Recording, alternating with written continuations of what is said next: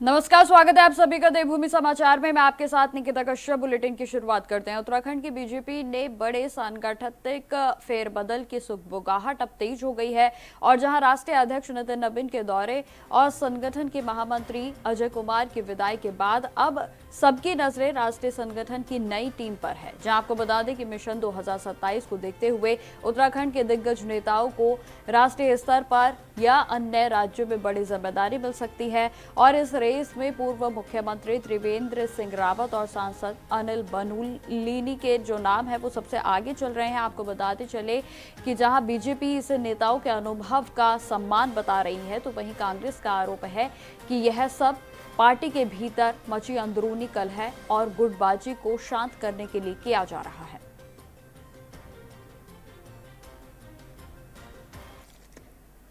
देखिए, राष्ट्रीय संगठन में कौन आएगा, किसको लिया जाएगा, इसका निर्णय माननीय राष्ट्रीय अध्यक्ष जी ने करना है और राष्ट्रीय जो हमारा शीर्ष नेतृत्व है उसने करना है।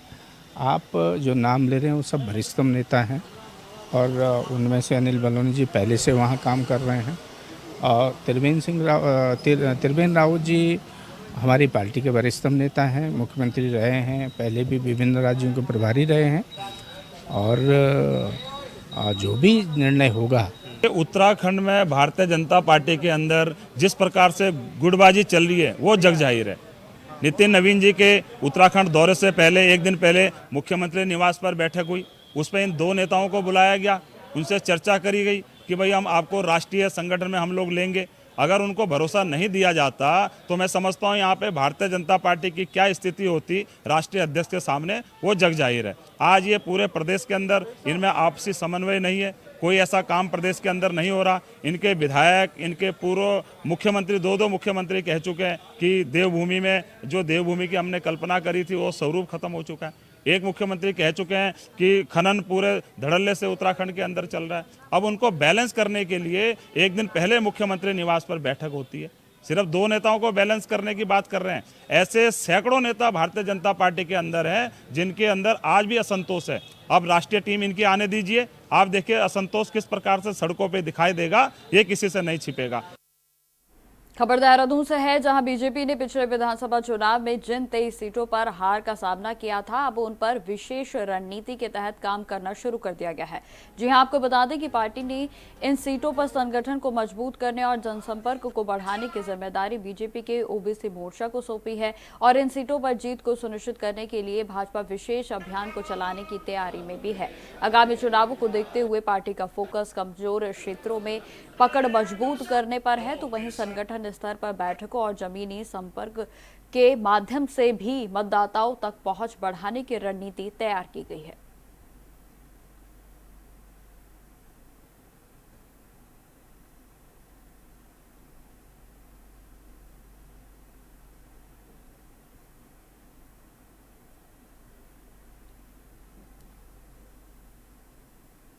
खबरें लगातार जारी रहेंगी, फिलहाल रुकते छोटे से ब्रेक के लिए।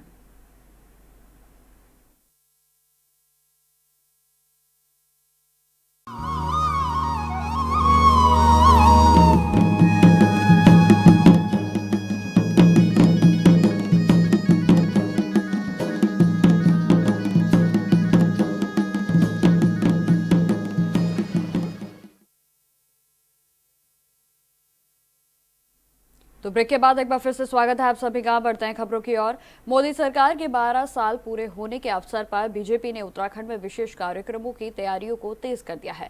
पार्टी प्रदेश भर में जनसंपर्क और संवाद अभियान चलाकर सरकार की उपलब्धियों को जनता तक पहुंचाएगी। तो वहीं भाजपा के प्रदेश महामंत्री कुंदन परिहार ने यह जानकारी दी है कि इस दौरान प्रबुद्ध वर्ग और समाज के गणमान्य नागरिकों के साथ गोष्ठियां भी आयोजित की जाएंगी, जहां साथ ही साथ बूथ स्तर के कार्यकर्ताओं और विधानसभा कोर कमेटी के साथ बैठकें होंगी।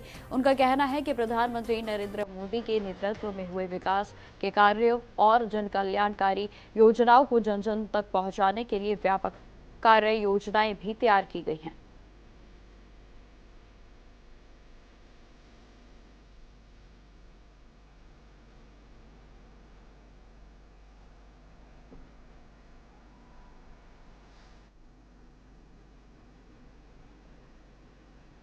खबरों में आगे बढ़ते हैं। दिल्ली के मालवीय नगर अग्निकांड को लेकर उत्तराखंड के कांग्रेस अध्यक्ष गणेश गोदियाल ने सरकार और पुलिस की कार्रवाई पर तमाम सवाल खड़े कर दिए हैं। जी हां, उन्होंने हादसे में जान गंवाने वालों के प्रति गहरा शोक व्यक्त करते हुए निष्पक्ष जांच की मांग की। तो वहीं गोदियाल का कहना है कि गिरफ्तार किए गए केशव नेगी एक शेफ हैं और उनकी जिम्मेदारी आग बुझाने या सुरक्षा प्रबंधन की नहीं थी।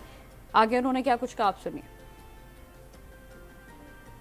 मालवीय नगर में हुए अग्निकांड में करीब 1.5 दर्जन से अधिक लोगों के हताहत होने की बहुत ही दुखद खबर सामने आई है।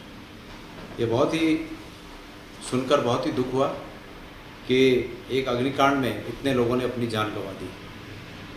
प्रभु मृतकों की आत्मा को शांति प्रदान करे और इसमें जिन लोगों को भी घायल के रूप में शारीरिक क्षति भी है, घायल हैं, उन्हें जल्दी स्वास्थ्य लाभ हो, मैं ऐसी कामना करता हूँ।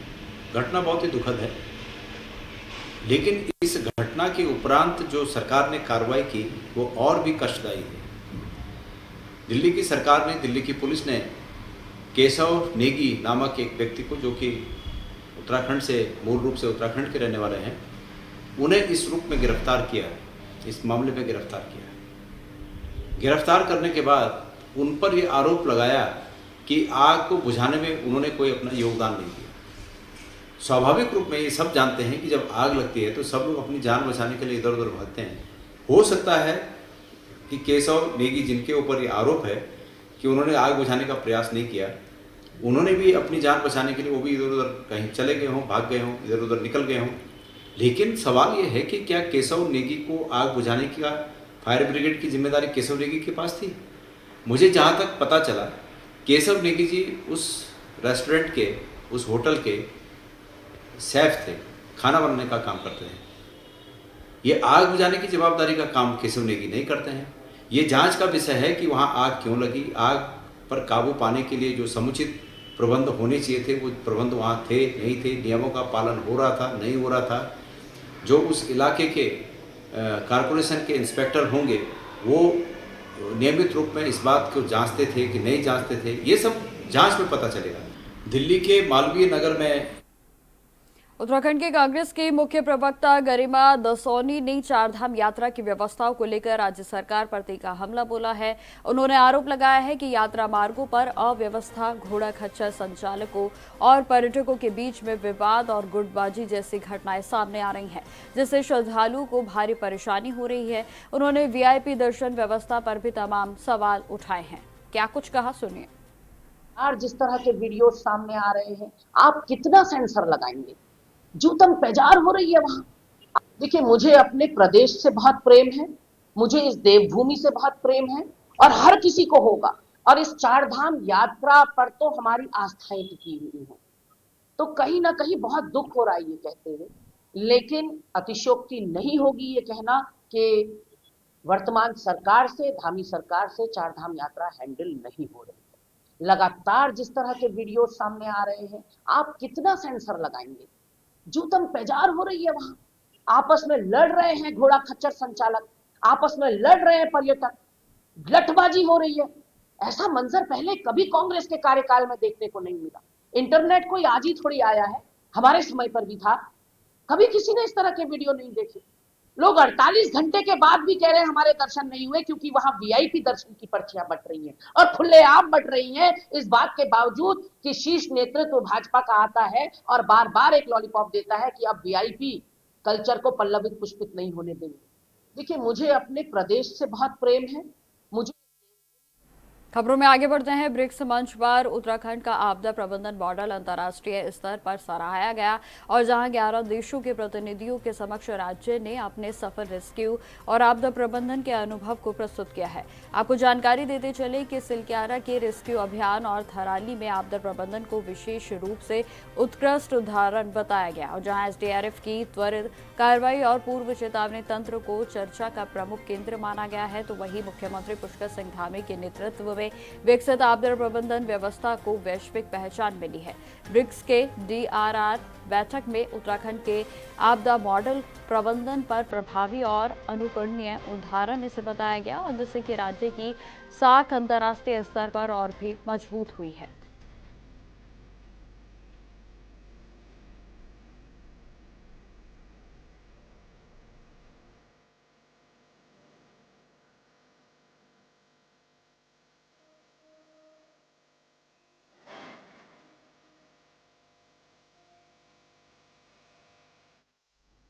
अब खबर हल्द्वानी से है, जहां कांग्रेस के वरिष्ठ नेता प्रीतम सिंह ने बढ़ती महंगाई और भ्रष्टाचार को लेकर केंद्र सरकार पर तीखा हमला बोला है। उन्होंने आरोप लगाया है कि सरकार जनता की समस्याओं की बजाय चुनावी राजनीति पर अधिक ध्यान दे रही है। प्रीतम सिंह का कहना है कि महंगाई लगातार बढ़ रही है और इसका सीधा असर अब आम लोगों की जेब पर पड़ता हुआ नजर आ रहा है।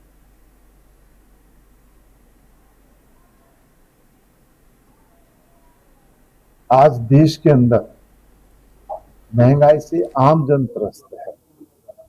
महंगाई अपने चरम पर है और मैं कह सकता हूं कि केंद्र की सरकार को सिवाय चुनाव के कभी इस देश की जनता याद नहीं आती।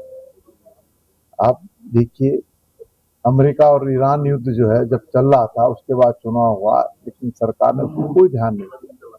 और राहुल गांधी ने उस समय ही कहा था कि महंगाई भी बढ़ेगी और आर्थिक सुनामी भी आएगी, लेकिन सरकार नहीं चेती। और चुनाव समाप्त होने के बाद, चुनाव जीतने के बाद देश के प्रधानमंत्री कहते हैं कि तेल भी कम इस्तेमाल करो। देश के प्रधानमंत्री कहते हैं कि जो पेट्रोल डीजल है उसको भी कम इस्तेमाल करो। और तो और उन्होंने कहा 1 साल तक सोना भी मत खरीदो। खबरों में आगे बढ़ते हैं। उत्तरकाशी के जनपद के विकास खंड में डुंडा गांव के उदालका के निवासी किसान जयवीर सिंह राणा की मिश्रित बागवानी के क्षेत्र में उल्लेखनीय सफलता हासिल की है। आपको बता दें कि पिछले 3 से 4 वर्षों में उन्होंने आड़ू, नींबू, सेब, प्याम, कीवी, तो वहीं आपको जानकारी देते चलें कि अमरूद जैसे फलदार पौधे भी वैज्ञानिक तरीके से उन्होंने उगाए और जिससे कि उनकी आमदनी में लगातार वृद्धि हो रही है। तो वहीं वर्तमान में प्रतिवर्ष लगभग 4 से 5 लाख रुपए की आय अर्जित कर रहे हैं। उन्हें सरकार की किसान हितैषी योजनाओं के तहत सिंचाई के लिए टैंक, ड्रिप और स्प्रिंकल सिस्टम के साथ साथ कृषि यंत्र में 50% की सब्सिडी भी उपलब्ध कराई गई है। साथ ही साथ फलदार पौधे भी निःशुल्क मिले, जिससे कि बागवानी विस्तार में मदद मिली है।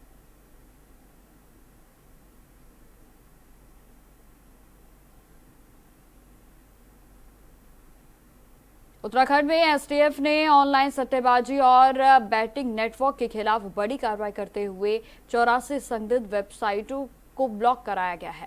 आपको जानकारी देते चले कि एसएसपी एसटीएफ अजय सिंह ने इस पर जानकारी दी है कि ऑनलाइन गेमिंग की आड़ में चल रही सट्टेबाजी पर सरकार ने कानून को और भी सख्त बनाया है। तो वहीं नए संशोधन के तहत ऑनलाइन बैटिंग पर पूर्ण प्रतिबंध किया गया है। तो वहीं उल्लंघन करने वालों के लिए सजा की अवधि 5 वर्ष तक बढ़ा दी गई है। इसके अलावा सर्च वारंट और अवैध कमाई से अर्जित संपत्ति जब्त करने का प्रावधान भी किया गया है। एसटीएफ का साफ तौर पर कहना है कि इन वेबसाइटों का उद्देश्य लोगों को आर्थिक नुकसान पहुंचाना था, जिससे कि कई परिवार प्रभावित हो रहे थे। इस तरह के जो सट्टेबाजी, खासकर ऑनलाइन बहुत सारे ऐसे लिंक और ऐसी वेबसाइट्स हैं जो इस तरह को करती हैं। अभी हाल फिलहाल में केंद्र सरकार द्वारा भी और उत्तराखंड सरकार द्वारा भी गेमिंग कानूनों में इस तरह की बैटिंग पर संशोधन लाया गया और इसको और ज़्यादा स्ट्रिक्ट बनाया गया। खासकर कोई भी बैटिंग करने के लिए इसमें ऑनलाइन प्रतिबंधित किया गया है और उसमें अगर कोई इस तरह का चलाता है तो उस पर जो है सजा का प्रावधान भी 5 साल तक बढ़ाया गया है। सर्च वारंट का भी, उस प्लेस का भी प्रावधान किया गया। साथ ही साथ अगर उससे कोई अवैध संपत्ति ऐसी जुए सट्टे के चलाकर कोई अर्जित करता है तो उसकी संपत्ति जब्ती के भी कड़े प्रावधान किए गए।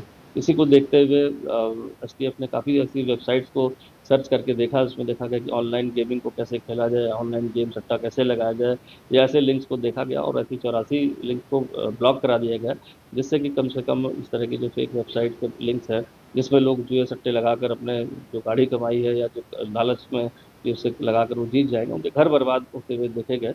और इसको देखते हुए जितने भी इस तरह की फेक वेबसाइट लिंक्स हैं उनको ब्लॉक कराया जा रहा है। खबर डोईवाला से है, जहां क्षेत्र में पुलिस ने घर में हुई चोरी की वारदात का महज 12 घंटों के भीतर खुलासा करते हुए मामा भांजे को गिरफ्तार कर लिया है। जानकारी देते चले कि रेशम माजरी के निवासी मोनिका गोस्वामी के बद्रीनाथ धाम यात्रा पर जाने के दौरान उनके घर से ज्वेलरी और नकदी चोरी हो गई थी। जांच के दौरान पुलिस ने महिला के भाई और बेटे को गिरफ्तार किया है, जहां पूछताछ में आरोपियों ने जानकारी दी है कि नशे और ऑनलाइन ग्लैमिंग की लत के कारण जो है उन्होंने चोरी की योजना बनाई थी और जहां पुलिस ने चोरी का सामान और 2500 रुपए नगद भी बरामद कर लिए हैं।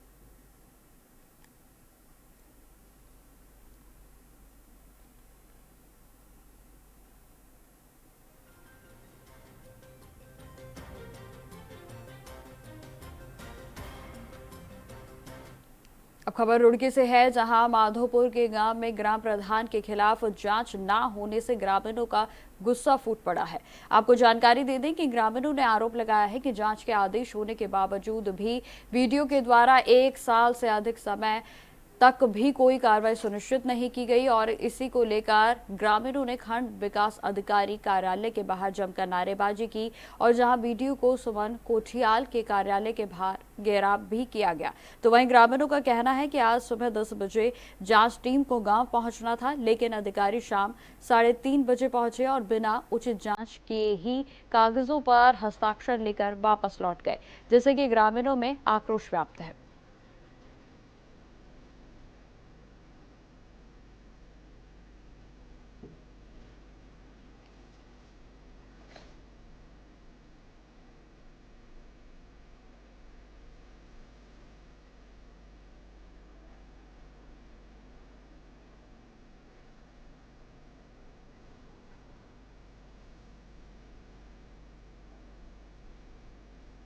नहीं है। इससे पहले भी माधवपुर ग्राम पंचायत में हमारी जो है ये चौथी जो है हमारी जांच है। 3 अधिकारियों के द्वारा संबंधित विभाग अलग अलग विभागों के द्वारा जो है जांच की गई है। उसमें जो है सारे काम धरातल में पाए गए हैं। अब फिर उन्होंने शिकायत किया है शिकायतकर्ताओं के द्वारा, तो अंतिम जो है उसके लिए ब्लॉक को जो है नामित किया गया। ब्लॉक जो है जांच कर रहा है, लेकिन जो है अभी हमारी आधी अधूरी जांच हुई है। तब उसके बाद यह है शिकायतकर्ता फिर कोर्ट चले गए। अब कोर्ट का ये आदेश है कि हमारे जो है जिला पंचायत राज अधिकारी के द्वारा जो है अंतिम जांच की जाएगी। तो ये जो है वहां पर जो है कोर्ट का जैसा आदेश है कि जो है डीपीआर साहब उसमें जांच करेंगे, तो उसमें हम कोर्ट के आदेश का अवहेलना नहीं कर सकते हैं, इसलिए हम लोग जांच अभी नहीं करेंगे। मुझे सिर्फ तहसीलदार साहब के द्वारा ये बोला गया था, जिन कामों की कार्यों की मेरे द्वारा जांच कर ली गई है उन्हें छोड़ते हुए आप देखा ना। वही जाके मैंने पंचायत घर पर बैठकर यही कहा, जो तहसीलदार साहब काम देख चुके हैं उन्हें छोड़ते हुए अगले कार्य दिखा दिए जाए। ग्रामीण कह रहे हैं कि ग्रामीणों का कहना ये था हम शुरू से ही जांच कराएंगे। फिर तो 1.5 महीना पहले तहसीलदार साहब और वीडियो मैडम थे। पॉइंट 1 तो शुरू हुई थी जांच, वह 3 लाख का काम था सड़क का, वह सड़क मौके पर है नहीं थे। यो प्रधान जो है कहने लगा जी आज मेरा दिमाग नहीं काम कर रहा, जो इसमें 1 हफ्ते का टाइम दे दो। तो तहसीलदार साहब ने 1 हफ्ते का टाइम दिया था, 1.5 महीना हो गया उस जाओ। मालवीय नगर अग्निकांड मामले में केशव नेगी की गिरफ्तारी के बाद उत्तराखंड के नेताओं ने सक्रियता दिखाई है। जी हां, आपको बता दें कि गढ़वाल के सांसद अनिल बलूनी ने इस मामले में खुद कमान संभालते हुए दिल्ली की पुलिस के वरिष्ठ अधिकारियों से सीधी बातचीत की और जहां बलूनी ने पुलिस प्रशासन से इस पूरे मामले की निष्पक्ष, गहन और पारदर्शी जांच करने की मांग की है। उन्होंने स्पष्ट शब्दों में कहा कि दोषी को सजा जरूर मिले, लेकिन किसी भी निर्दोष के साथ अन्याय नहीं होना चाहिए।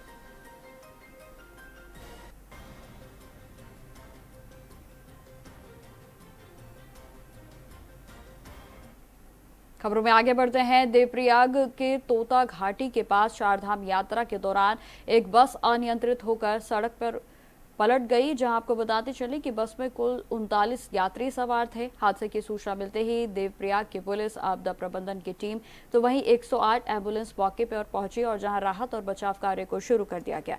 आपको जानकारी दे दें कि दुर्घटना में 3 से 4 यात्रियों को मामूली चोटें आई हैं और जिन्हें अस्पताल में इलाज के लिए भर्ती कराया गया है।